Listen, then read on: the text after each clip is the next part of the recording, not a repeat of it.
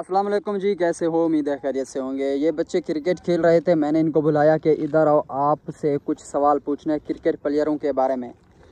تو انہوں نے کہا ہم نہیں بتا سکتے، لیکن یہ کہتا ہے میں بتاؤں گا۔ میں کنٹری کا نام لوں گا، یہ ان کنٹری کے 3 پلیئروں کا نام لے گا۔ اگر اس نے صحیح بتا دیے تو اس کے لیے سرپرائز ہے یہ 100 روپے۔ ہاں بھائی، آسٹریلیا کے 3 پلیئروں کے نام بتاؤ۔ اوکے نمبر 3 ٹھیک ہے۔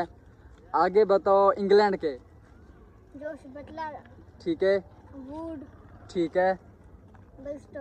بیرسٹو، ٹھیک ہے۔ ویسٹ انڈیز کے۔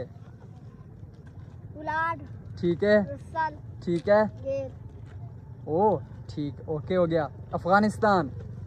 راشد نبی مجیب الرحمان، ٹھیک ہے۔ آگے بتاؤ نیوزی لینڈ۔ Williamson bolt کونوے۔ اچھا انڈیا کے۔ روہت شرما، وراٹ کوہلی، راہول۔ یار اس نے صحیح بتا دیا، چلو بھی کلیپنگ ہونی چاہیے۔ تو یہ بھائی 100 روپیز